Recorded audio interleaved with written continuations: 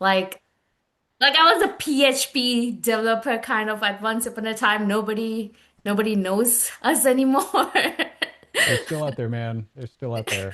So I say that's awesome. PHP and they're like, what? What is that? I got plenty of friends who still work with it, so I think you're in good company. You're not alone. Yeah, welcome everyone coming in now. We're gonna wait a few minutes to get started, just for people to have time. But yeah, thanks for being here on a Thursday.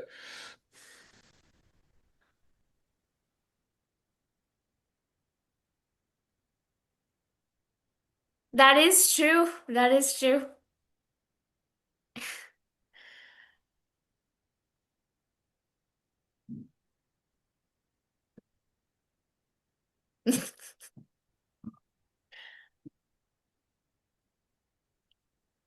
Happy little Friday, everyone. Happy One Friday. day Nice to see before. some familiar faces and some new ones. Good to see you, Justin. See you, Ethan.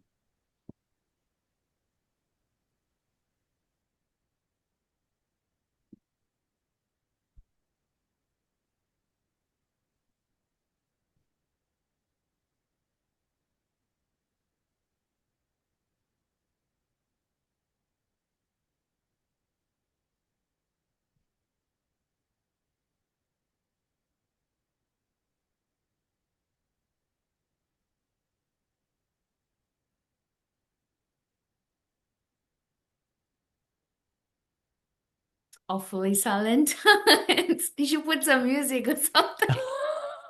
I don't do well with silences. I'm sorry. I was just like, oh, I should interject, I say know. something now. No, don't leave me alone with my unfiltered thoughts. That's what's Oh, best. that is true.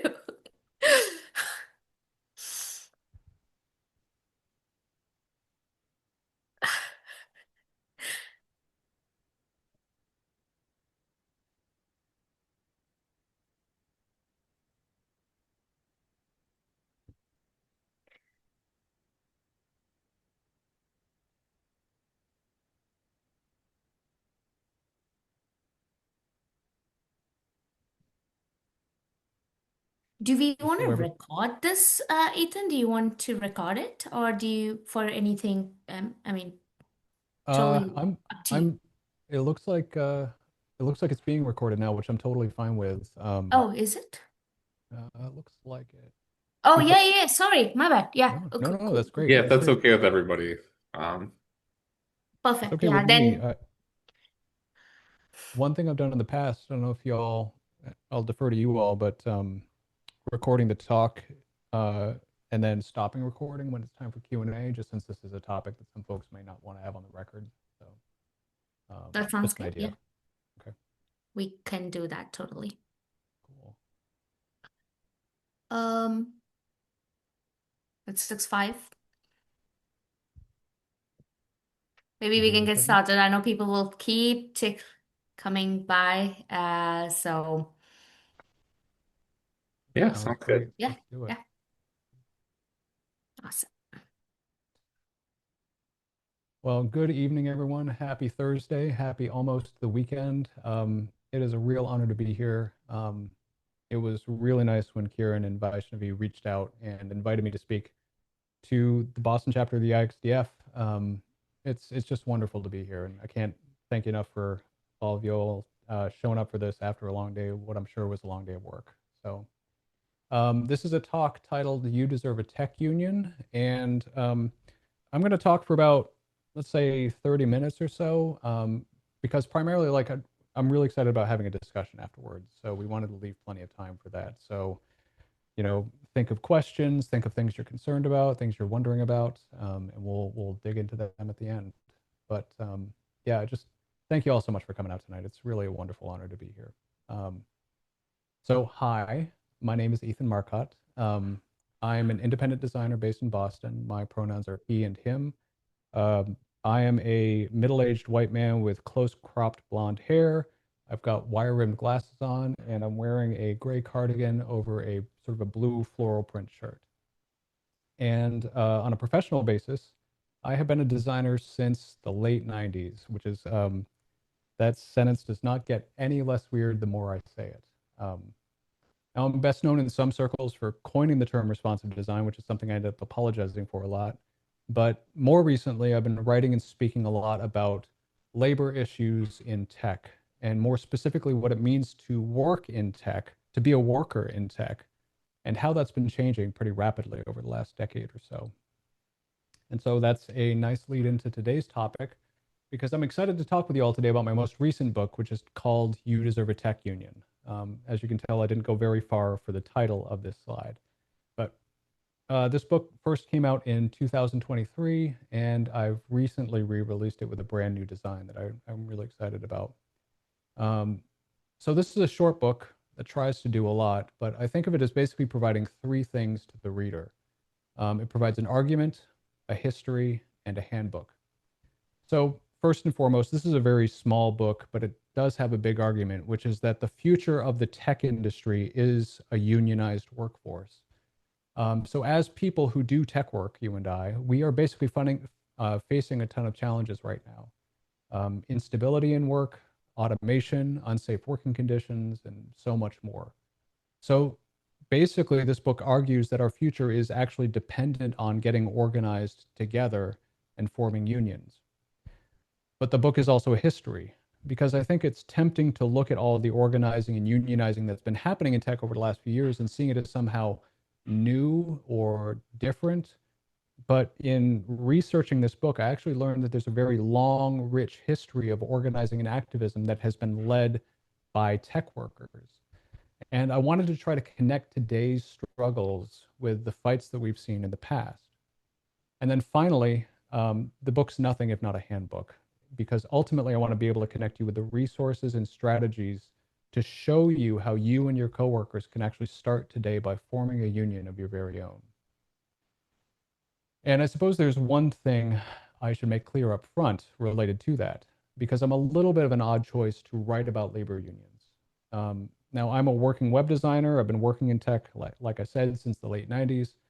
But for most of that time, I've worked for myself.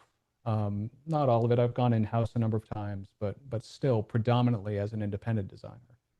Now, I've been reading, writing, and speaking about labor issues in tech for several years now because it's a topic I care deeply about. But as a self-employed designer, I don't have practical, hands-on experience with organizing a workplace, much less forming a union. That's why I began the process by speaking with those who do have that experience. Now, this book literally couldn't have happened without talking to other people, without on-the-ground research. And for nearly 2 years before the book came out, I spent time speaking with the people who have been bringing unions back into the tech industry. Now, in that time, I tallied up nearly 50 interviews speaking with people across the tech industry's labor movement. I interviewed tech workers whose unions won their first contract, workers whose unions were just getting recognized, and workers who were actually beginning their very first organizing campaign. I met with full-time union organizers and staffers who graciously shared strategies and lessons with me. I spoke with activists, a couple economists even, and also a few friends. So in other words, this book was shaped by many, many people and many, many stories. The mistakes that are still in there, I'm sure, those are mine. I did those. But at the end of the day, I'm incredibly grateful to these people for their time and their stories. And I really hope that if nothing else, this book shines a spotlight on their work and what they're doing.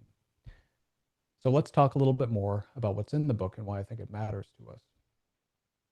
And I honestly can't think of a better way to do that by talking about one of the questions I get asked most frequently, which is, why would you even choose to write about unions, especially in tech? I mean, like I said, they do feel kind of new and different, right? Well, let's back up a little bit to answer that question, because in the last several years, we have been dealing with a tremendous amount of change. So first and foremost, mass layoffs have shaken our industry since 2022. According to layoffs.fyi, which is kind of like an unofficial layoffs tracker for the industry, hundreds and thousands of tech workers have lost their jobs. So we are basically left today in this year with an incredibly tight job market, which makes it harder than ever to find a job and makes us a lot more worried about keeping the jobs that we do have. Now, during the early years of the COVID-19 pandemic, companies in nearly every industry embraced remote work, which, for a very virtual industry made a tremendous amount of sense. But in the last couple years, leaders have ended remote work policies, forcing workers to return to the office. Now, many of these changes were so punitive and so sharp and so sudden that they forced remote workers to quit in protest. And according to research, that's precisely what many leaders were actually hoping for, a round of quiet layoffs, they call them. And of course, and this is maybe one of the more pressing labor issues of our time, the last few years have seen the rise of so-called artificial intelligence software and more specifically, large language models. Now, these platforms are far from perfect and filled with controversies. I'm not going to spend a lot of time on them, but I do want to note that these platforms have been trained on tremendous amounts of unlicensed copyrighted content and frequently produce inaccurate or erroneous information. Now, I mention that not to get into the whole is AI actually good discussion, but because some CEOs have actually been mandating the use of AI in the workplace. In some cases, they're actually tying performance reviews and promotions to mandated use of that software. In other cases, they're explicitly refusing to hire human workers, instead suggesting that automated solutions are, quote, good enough. A more recent example is this post I just saw from Zapier, who announced this summer that they were expanding the scope of their AI first mandate. Now, at some point in the past, they'd actually required the entire organization to begin working with LLMs. Now, as of this summer, they've decided to start evaluating both new hires and employees for their attitudes toward artificial intelligence. In other words, the company's official policy is that attitude toward a technology should be used as a quantifiable measurement of how well a person aligns with the company's goals. What the industry has always sort of historically and frankly kind of euphemistically referred to as culture fit. So at this company, for example, you could receive a negative performance review for being perceived as resistant or skeptical of LLMs. You'd be labeled in a performance review as unacceptable. Now, I mention all this because I think it's worth just saying and sitting with the fact that it is a weird time to be a human working in tech. Weird and a little bit scary. But the thing is, there's a much, much bigger story here, specifically our story, yours and mine. Because in the last few years, something actually much more important has been happening, which is that tech workers have started to realize their status as workers, as people who perform labor to perform tech. And they've also learned that there is power in acting collectively as workers, in identifying things they wish were different about their workplaces, and then moving together to make those changes. Now, those forms of collective action have been taking so many different avenues and approaches. In one example, teams have circulated open letters telling their management to correct discriminatory hiring practices. Others have been taken to pushing back against their company's military contracts, arguing that their employers should follow through on their stated corporate values. Employees have also shared salary information with one another to address widespread pay disparities across their organizations and to, in turn, fight for more equitable pay structures. And tech workers have also staged walkouts to advocate for safer workplaces free from discrimination, racism, and harassment, and much, much more. These are just a couple quick examples I could fit on one slide. But the important thing to note here is that tech workers haven't stopped there. They haven't stopped at collective action. They have also formed unions. Now, if I was going to show a slide like this, the first time I started speaking about labor in tech, it would have had a lot fewer logos on it, but we have seen an explosion of unionizing across the industry, with unions forming in nearly every single kind of organization you could think of, from small progressive organizations to product companies, from large publishing organizations to some of the tech giants that you might think of when you think of the tech industry.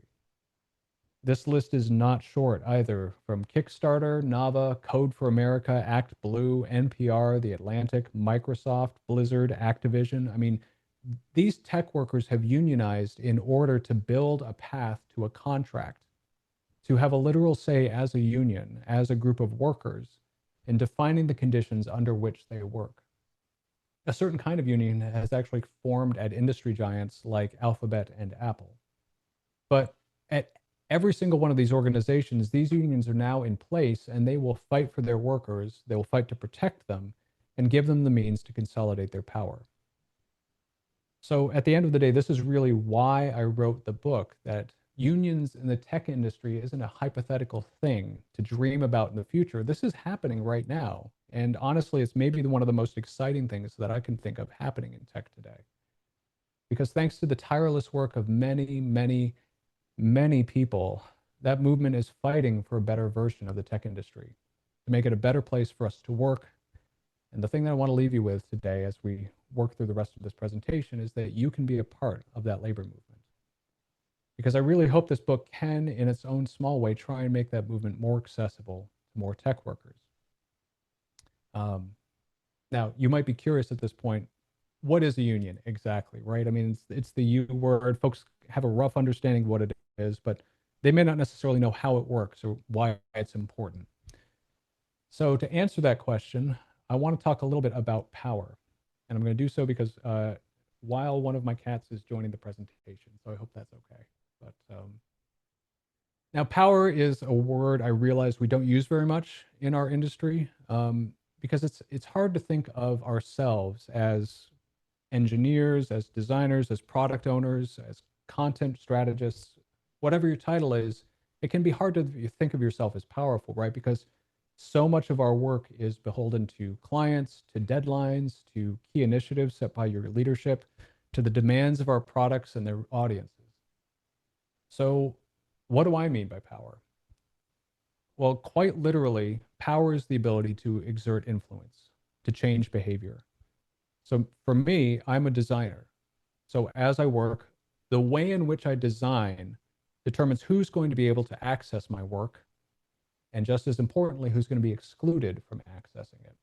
I'm shaping how usable some content and experience a product might be. So here's one example. Excuse me, I need to use my keyboard. All right, so this is going back a little while, but I was assigned a bug report sometime back. Nothing remotely fancy, just dealing with the drop caps, those big prominent letters you sometimes see at the start of an article.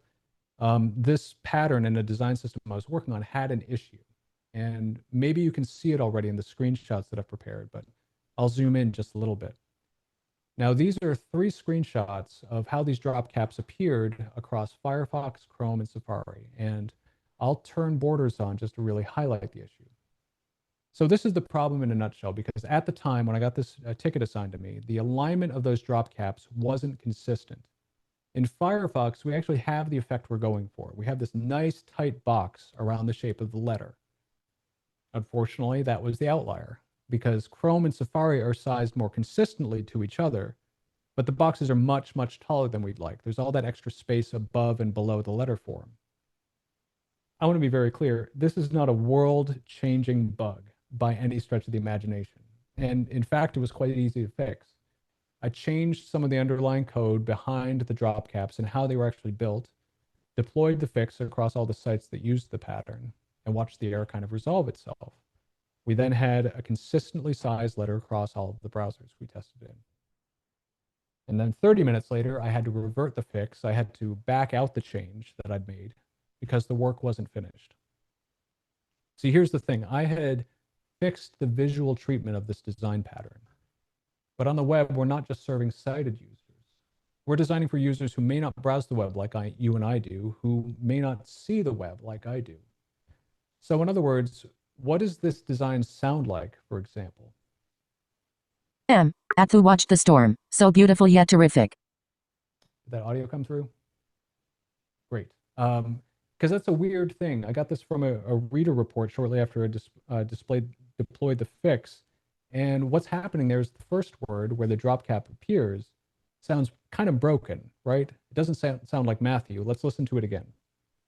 At to watch the storm. So beautiful yet terrific. Matthew, not Matthew. Now, the reason this is happening is because of the code that I'd written. In other words, some assistive technology was looking at some of the extra code that I'd introduced and interpreted that one word as being split after the first letter. So that's what that recording of Apple's voice over screen reader is actually doing. We hear M and then Matthew. At to watch the storm. So beautiful yet terrific. And then the rest of the text. Now I'm walking you through a very boring bug report of mine because I wanted to underline the fact that it's all too easy to design something that excludes people. Now, maybe our sites are too heavy and won't load for people who have limited data plans or slow connections. Maybe someone needs assistive technology to browse the web, and our designs don't actually work with their needs. It doesn't matter if we don't mean to exclude someone, unfortunately. As my friend Deb Chatra once said, any sufficiently advanced neglect is indistinguishable from malice. I wanted to start this discussion with that example because I don't think we talk nearly enough about power in design. And part of the problem is the way that we talk about design or engineering or technology in general as a concept, right? We tend to talk about technology as something that's pure, something that's apolitical. Unfortunately, as we just saw, nothing could be further from the truth. So with all that said, I want to ask, what does your power look like? Let me put it another way. I'm wondering what your power looks like as someone who works in tech. Specifically, how does it show up at work? What kind of power do you have? Now, we can talk a lot more about this at the end, but there are a couple questions I'd like you to ask yourself, and just keep some of these in the back of your mind as we work through this presentation. The first two questions I want to share are there things you like about your work? And what would you change about your work? Now, I think these are really great sort of like opening lines for thinking about power in work, and because I think it's actually very helpful to think about what you do like about your job, because chances are good there's a lot you like about your work. It's probably it's possible you're fairly happy with your salary, or maybe you work remotely and really enjoy that flexibility in your day. Maybe you like the work you're doing and the people that you do it with. In other words, just think about what's working well at your job and keep it in the back of your head. At the same time, though, it's also just as important to note what you'd like to change about your job. Most jobs have their upsides, absolutely, but many jobs have their drawbacks, right? I mean, maybe you're happy with your salary, but you wish your health insurance was better. Or maybe you're satisfied with the number of vacation days you get each year, but you feel like you're paid less than your peers, or that you're overdue for a promotion. Or maybe these days you're worried about layoffs. Now, these are just a few answers I cooked up. I bet very good money that your answers would be dramatically different. But keeping those first two questions in mind, here are two more that I have for you. For the things that you like about your job, how would you keep them from changing? And for the things that you wish were different about your job, how would you go about changing them? I fully realize that these questions might feel a little bit trickier to answer. For the first question here, there's very little assurance that the benefits we enjoy today will be there tomorrow. So over the last few years, we've seen tech companies slashing not just staff, but benefits as well. Training budgets, those return to office mandates we mentioned, health insurance plans changing overnight. I have heard and read countless stories from tech workers who've seen these things just disappear or shift without their say-so.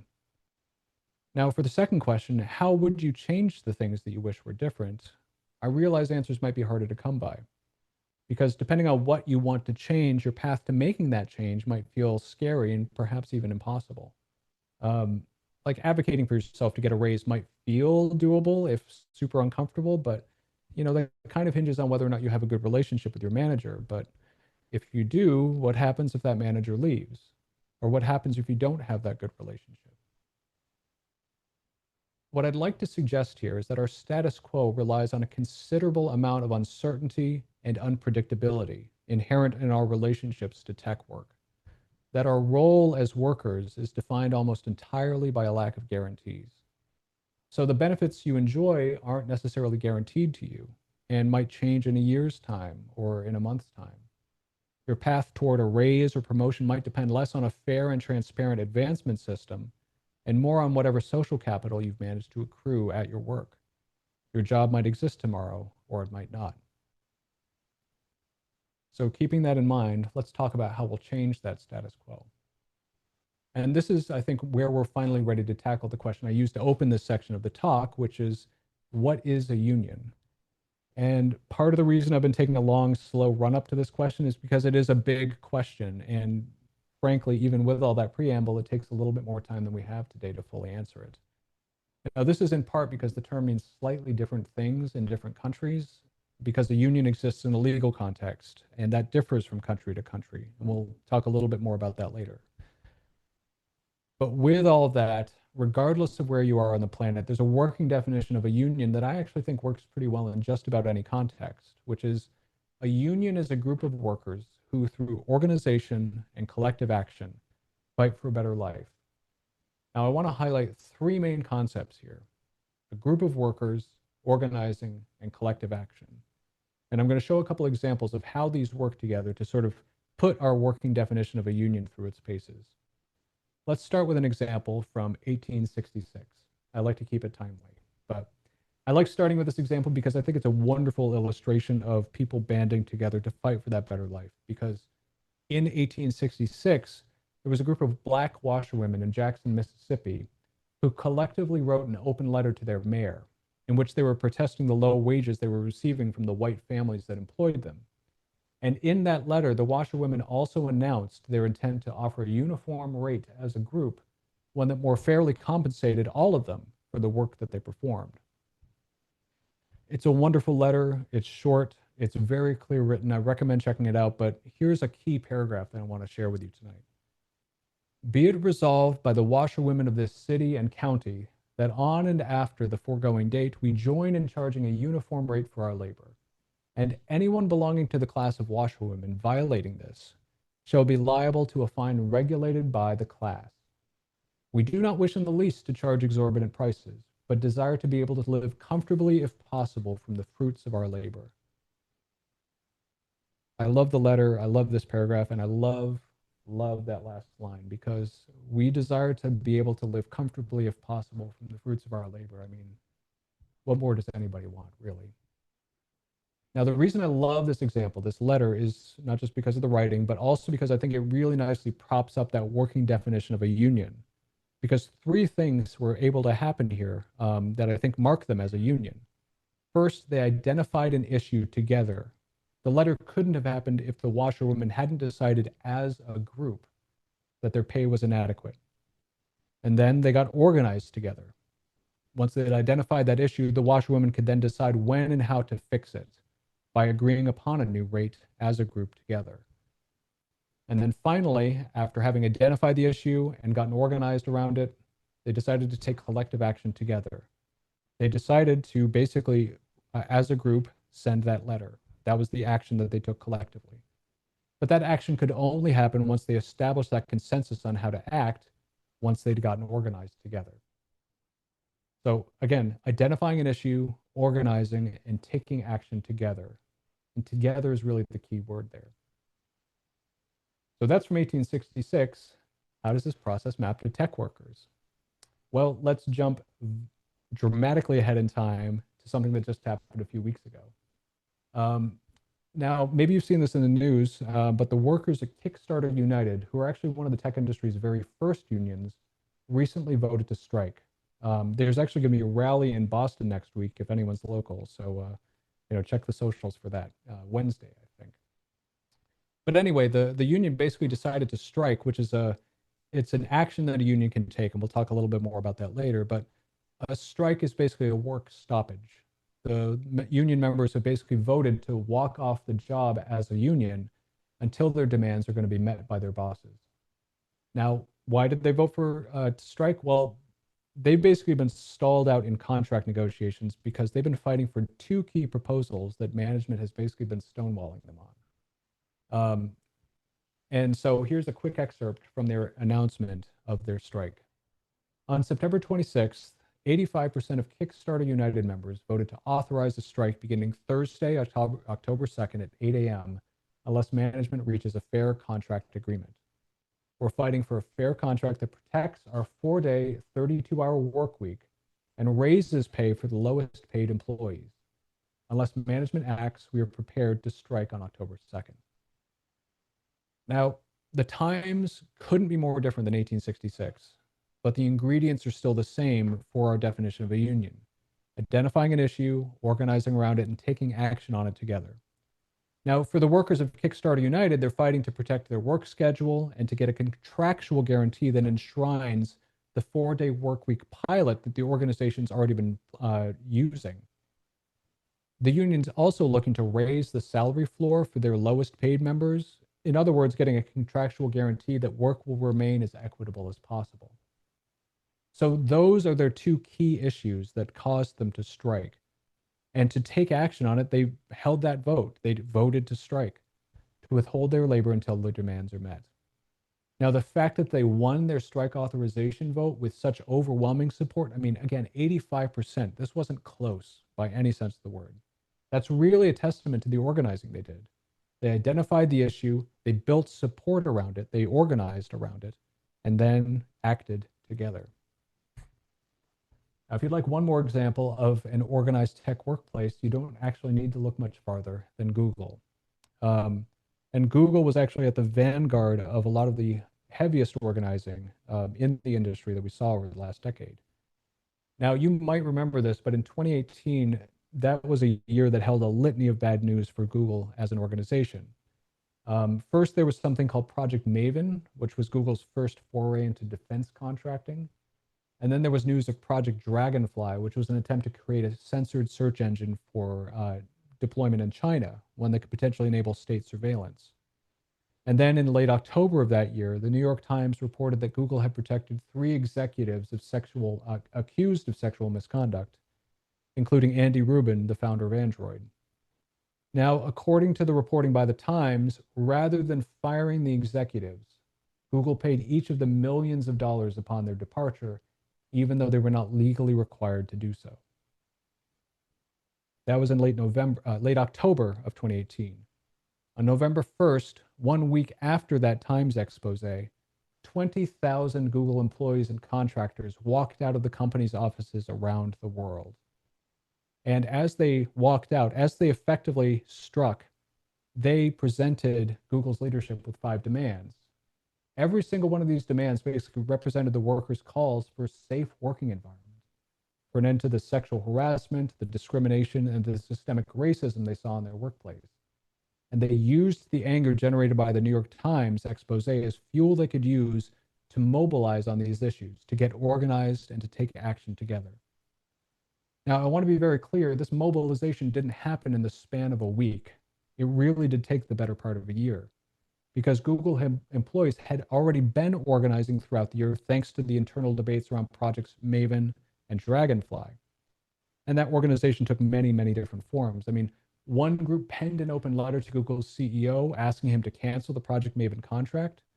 Groups of employees met in chat rooms to discuss concerns to keep the energy up around these controversial projects. And then one group, I love this example, one group got employees to submit questions to every single all-hands meeting. And then that group got other employees to upvote every single one of those questions so they could guarantee those questions would be asked, and so on and so forth. This is what organizing can look like at a tech company.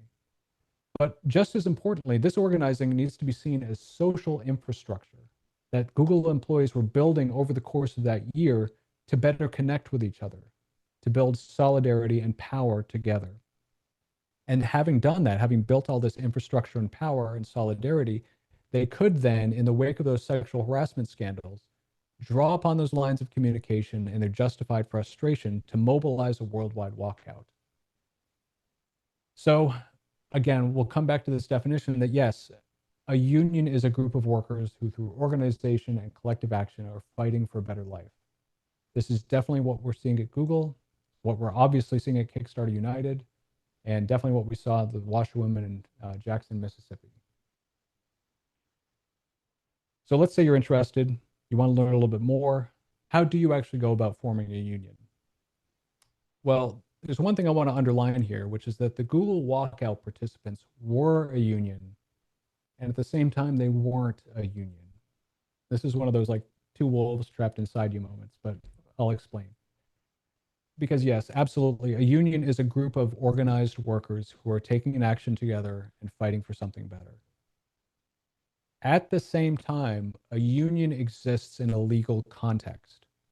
So a union and what it's able to do and how it's able to perform, that's all shaped by laws and policies of the country in which it operates. Now, I'm speaking to you from the United States, where I'm sure many of you reside, and the United States, my country, has very different and frankly weaker labor protections than other countries like, let's say, France or Canada or Japan. But in the United States, in the context in which I operate, labor law empowers unions in three very important ways.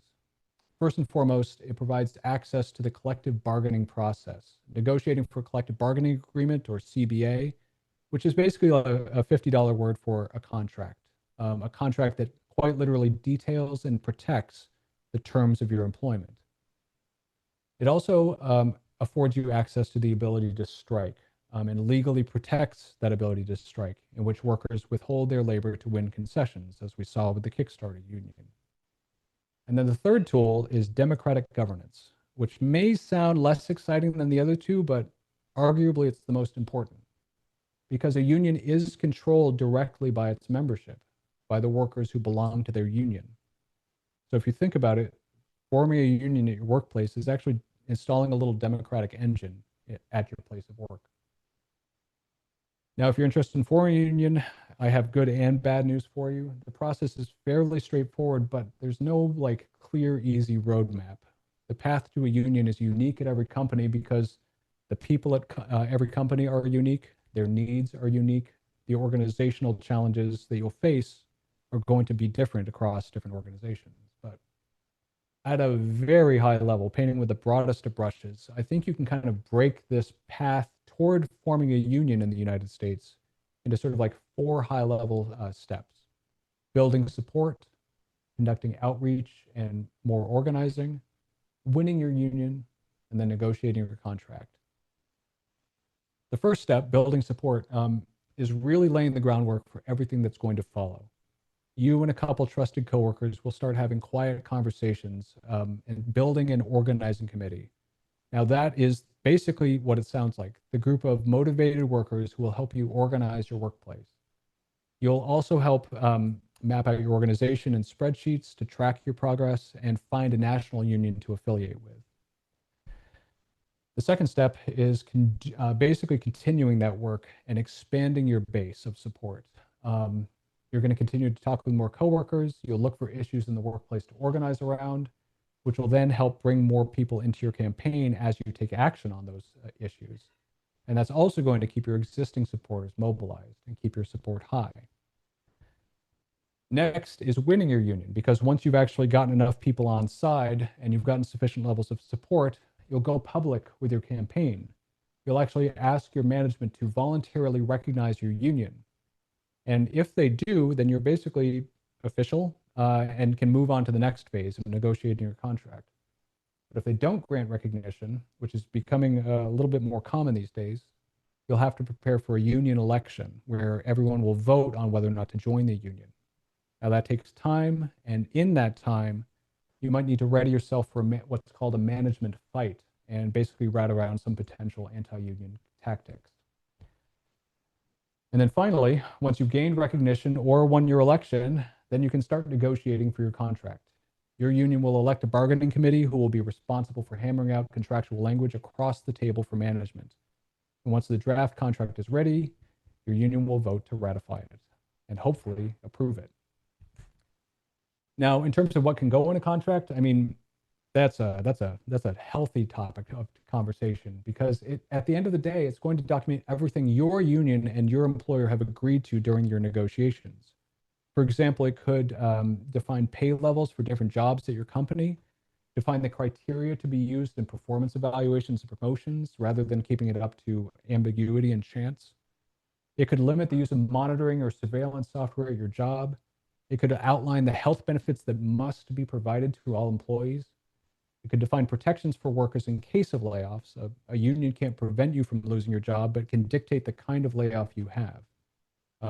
It can mandate the amount of severance pay and benefits you'll receive if you happen to lose your job. Or again, something else entirely, because at the end of the day, your contract that your union wins should represent gains on the issues that your union members collectively care most deeply about. Now, I realize that putting a four-step process on a couple slides makes it sound like it's very quick, and it can be relatively expedient, but at the end of the day, it is a lot of work. But the important thing is that you're not going to be doing it alone. Your union and your coworkers who invest in the union will be there with you. And I just want to close on this point that there is a labor movement in the tech industry right now, today. And the reason I'm here tonight and I'm excited to talk with you is that that movement needs you, and it's stronger with you in it. So with that said, I would like to thank you all very much for your time on a Thursday night, at the end of a long day just before weekend. And I think we can open it up for any questions.